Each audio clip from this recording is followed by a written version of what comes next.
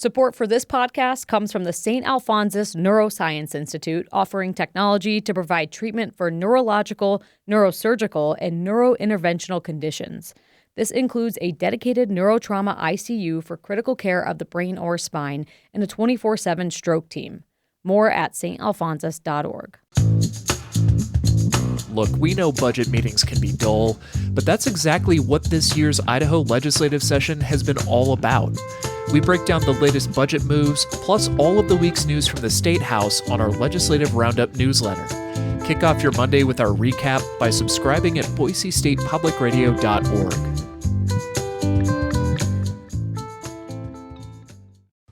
From Boise State Public Radio, it's The Connector. This is Idaho's Daily News. Good morning. I'm George Prentice. In the final days of the Idaho legislature, lawmakers are cutting budgets left and right. But in the city of Boise, they're adding services, particularly for kids. In fact, kids under 18 are going to be able to ride the buses for free this summer. We'll tell you all about it. So we've got a lot to get to on this Monday, the 23rd of March. Here we go. Today begins the 11th week of the 2026 edition of the Idaho legislature. If there were two words to describe this year's session, two words used more than any others at the State House this year, they would likely be budget cuts. Last week, the legislature slashed higher education budgets. Boise State, the University of Idaho, Idaho State University, Lewis Clark State College, Idaho's community colleges, plus significant cuts to career technical education programs. And the majority of the legislature's budget writing committee has decided to make even deeper cuts to health and welfare, that on top of their previous plan that had already reduced funding. But then there are the cuts over the last few years where tens of thousands of public servants, Idaho's working class at health and welfare, fish and game, working at prisons, working on road crews, the departments of labor, finance, or insurance, departments that will likely see cuts in possible reductions in force or possible cuts in services, or both.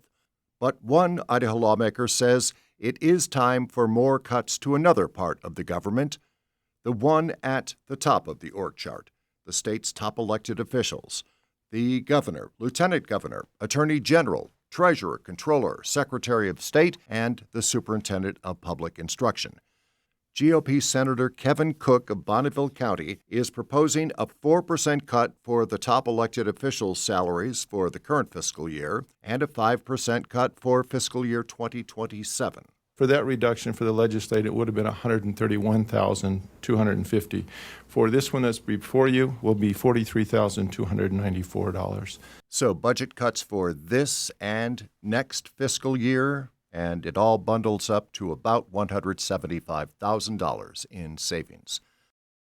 Kids under 18 will be able to ride public buses for free in Boise this summer and next.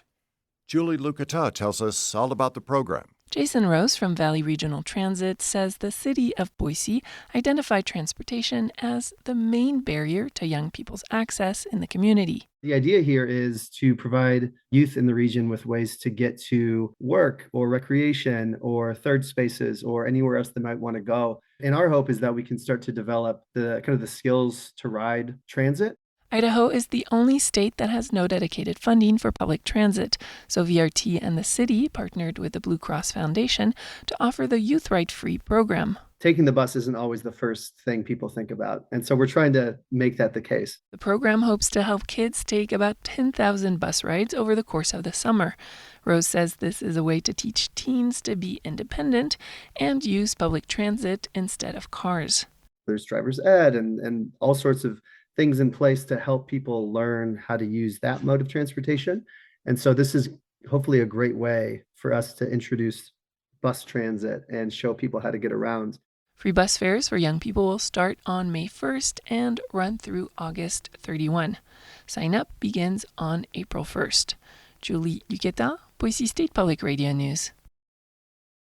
This is the week that tens of thousands of people have circled on their calendars. Treefort 2026 is now just 2 days away. There will be about 40 performance venues across downtown Boise, About 18,000 people attend each day, and they do bring a fair amount of money to Boise's economy. That according to the Idaho Policy Institute, Treefort generated over $15.8 million in economic impact throughout Boise in 2025. And that is Mike Ench, Treefort Safety and Security Director, briefing Boise's Special Events Committee, reminding us that about 47% of Treefort attendees come from out of town. Treefort Music Fest is a locally based and organized music and arts festival presenting regional and national artists as well as established headlining talents.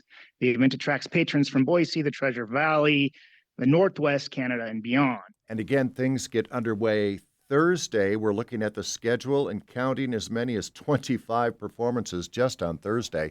Many of the festival activities will be taking place in Julia Davis Park.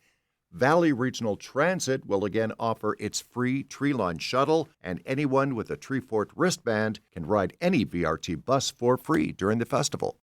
It turns out that wetlands ecology is an important foundation of the new Pixar film, Hoppers.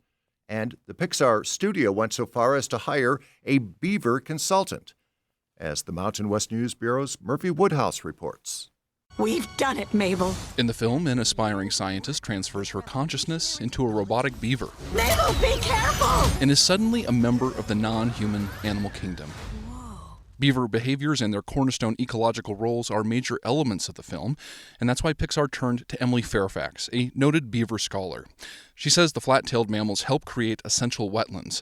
The fur trade decimated their historic population, as high as 400 million, and among the many threats they face today is our species' misunderstanding of them. It's our knowledge gap that has led us to characterizing them as a nuisance. She conceded the point on the color of beavers' teeth. They're orange in real life, but insisted that their dams not be portrayed as fragile. Moose can walk on beaver dams. The demands of movie magic and narrative are real, she acknowledges, but says Pixar put in the work to fairly portray this essential, absurd, and often maligned animal. For the Mountain West News Bureau, I'm Murphy Woodhouse.